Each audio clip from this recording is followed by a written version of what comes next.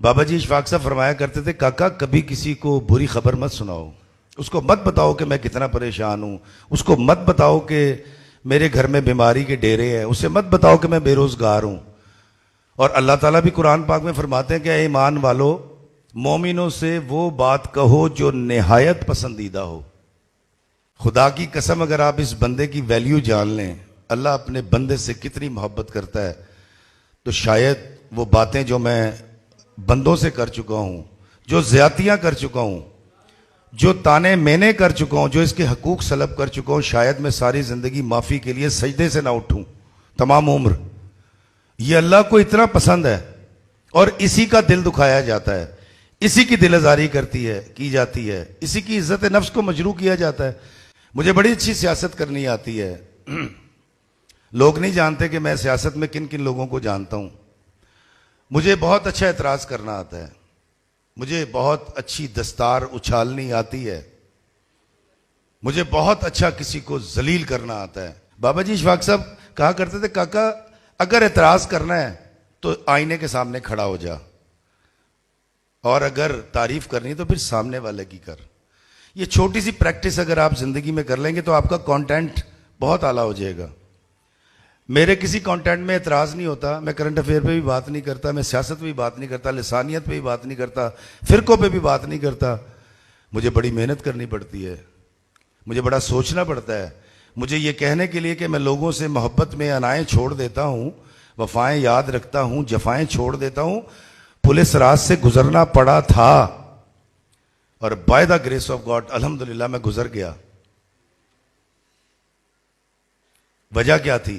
مجھے سمجھ آ گیا تھا کہ میرے اندر رحمان بھی ہے، شیطان بھی ہے، میں نے تگڑا کس کو کرنا ہے۔ تو میں کانٹینٹ کے حوالے سے آپ سے ایک بات ضرور کرنا چاہوں گا کہ میں 5th جنریشن وار کو بہت اچھی طرح مانتا ہوں۔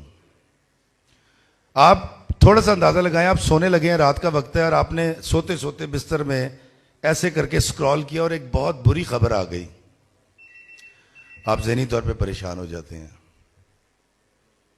اور پھر ہم کرتے کیا ہیں؟ ایک واقعہ ہوا، جس دن مینار پاکستان پہ کسی عورت کے کپڑے پھاڑے گئے تھے، اس دن 12.5 کروڑ عورتیں عزت کے ساتھ اپنے گھروں میں تھیں۔ آپ یہ کیوں بھول جاتے ہیں؟ جس دن کسی چھوٹی بچی کے ساتھ کوئی بری حرکت ہوتی ہے، اس دن 6.5 کروڑ بچیاں اپنے گھروں میں محفوظ ہوتی ہیں۔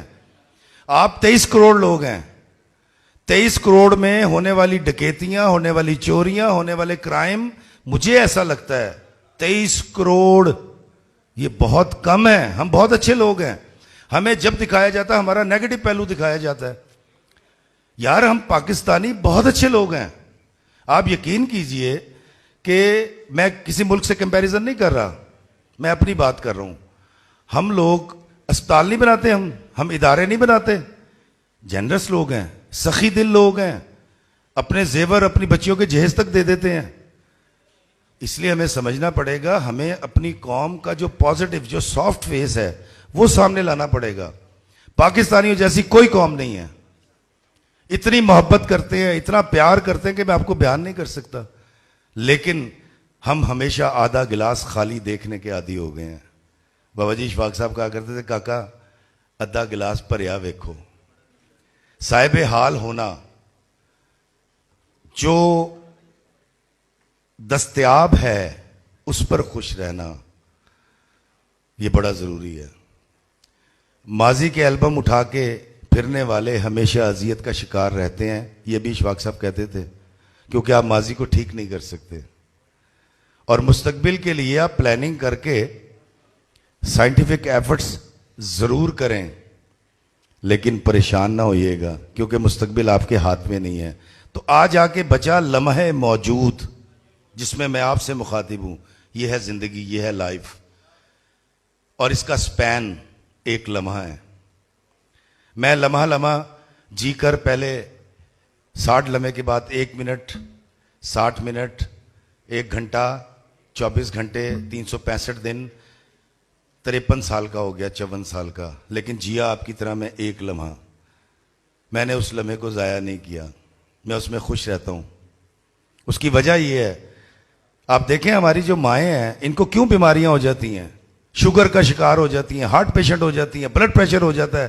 وجہ کیا ہے؟ اے خالدہ دا ویاہ کتنے ہوئے گا, دماد کیسا ملے گا, امجد دا ویاہ کس طرح کریں گی, امجد دی نوکری چلی گئی, وہ بیچاری پریشان رہتی ہے مستقبل سے.